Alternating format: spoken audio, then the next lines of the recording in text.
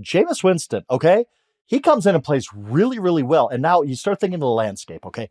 There's going to be teams out there that need a quarterback. And there's not anything available in this draft. We were making fun of Nate Tice the other day because he's like, this guy who's the best guy in the class, he could be the next Chad Pennington. Like, oh my God. Like, yeah, that's we the like, comp? Like, sweet. Oh my God, this is that bad? So there's not much available. Teams are going to be desperate. And could you see Jameis becoming the next Geno Smith / Sam Darnold? Like, we talked about these guys, like, they got with the right coach. Well, he's with a 2-time coach of the year. Yeah. He looked great last week. He does have a 5,000-yard season under his belt. Like, I get it. He threw 30 interceptions that year. But can he mold himself to be the kind of player that maybe is a starting quarterback and a preferred starting quarterback on opening day in 2025?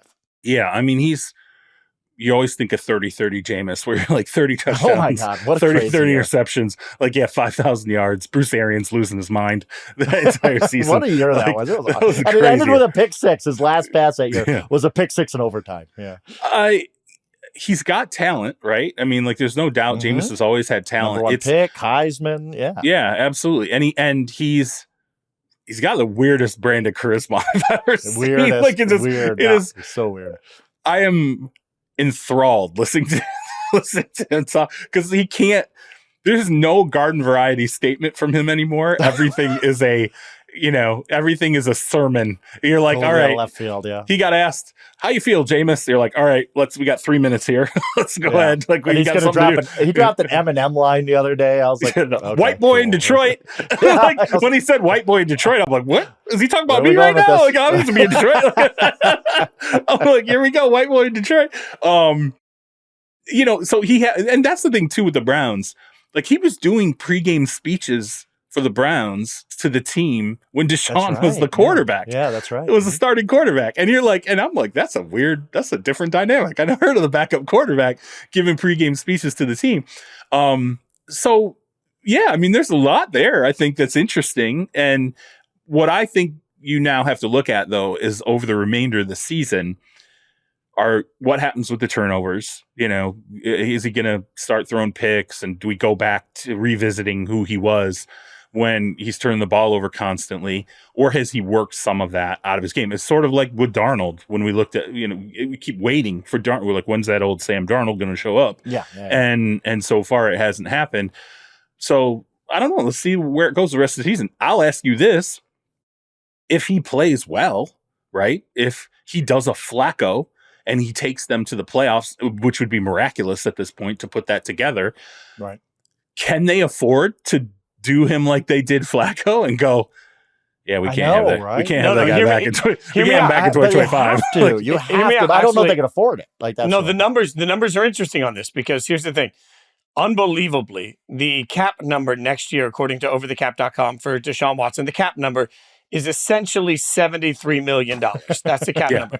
Yeah, the cap number. That's not what they're paying him, but that's the cap number. Right? But the dead cap hit for a post-June 1st cut of Deshaun Watson, which would be the most financially viable way for them to do that, is essentially $119 million. So you're talking about roughly $45 million more, right?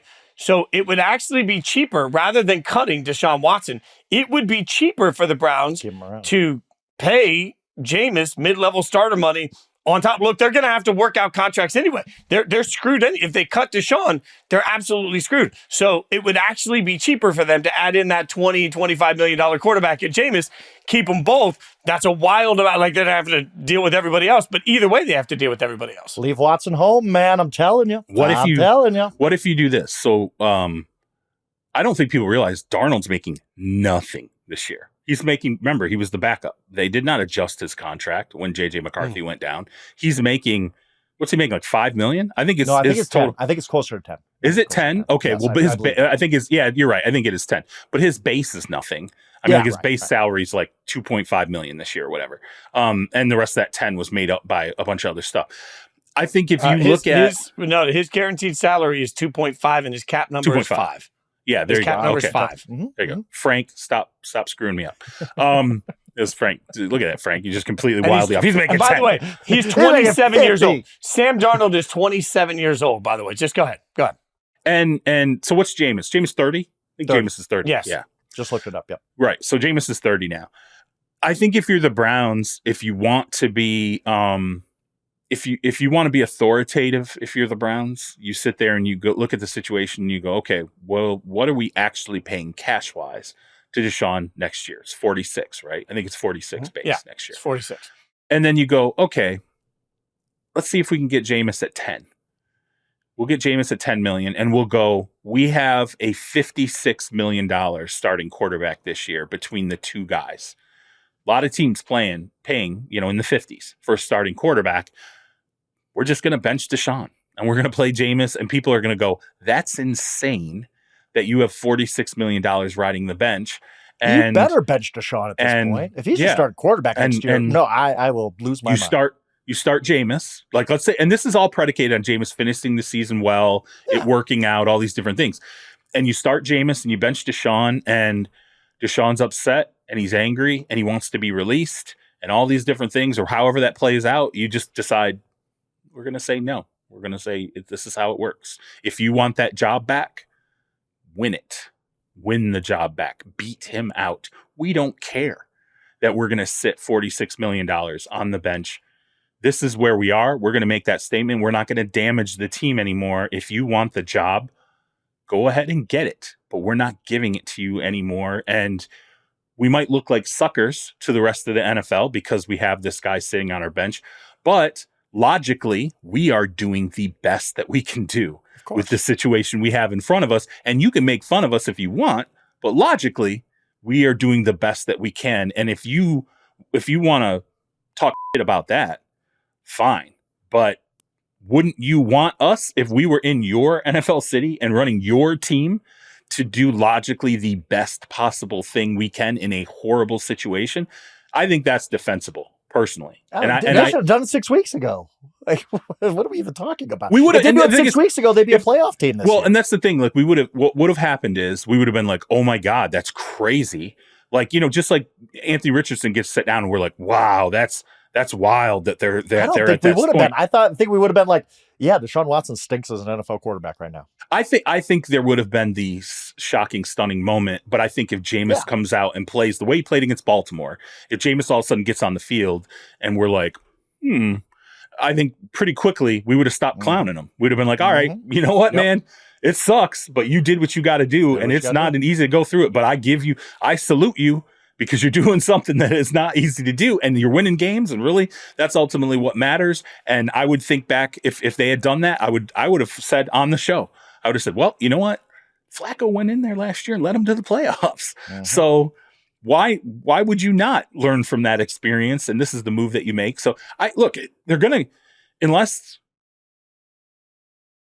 they're going to say we have to ride with Deshaun in 2025. If they do that, the only thing they can do is this offseason completely retool that offense. It doesn't matter. It doesn't.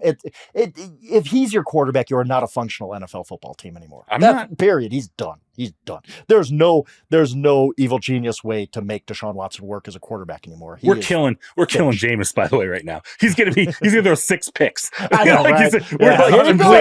Like, we're under Jameis culture. Jameis Winston, regardless of anything else, Jameis Winston is must watch football because every single play could be a pick six. Frank, could I be an laughed. 80-yard touchdown. Could be something we've never seen before. When the Ravens scored, and I tweeted it out, when the Ravens scored, and they panned to the sideline, Jameis stood up. He was like, all right, let's do it. Like, I was like, I just laughed my ass off when he did that. I was like, Jameis, what is Jameis doing? Like, that is hilarious. Why is Jameis standing up like he's Tom Brady after Lamar Jackson scored? And then he goes out. Newton nod, Yeah. And then he goes out and, granted, Kyle Hamilton squeezes a football. Like by the way, it was a horrible throw. Like a terrible throw. Horrible. But then we saw all of Jameis on one game-winning drive. It was great. But the great thing was Jameis was like, yeah, whatever. Like, I'll throw another deep one. I don't care. Like, yeah, no problem. He has no conscience at all. Like, none. He's phenomenally entertaining. He's going to be starting. A great way.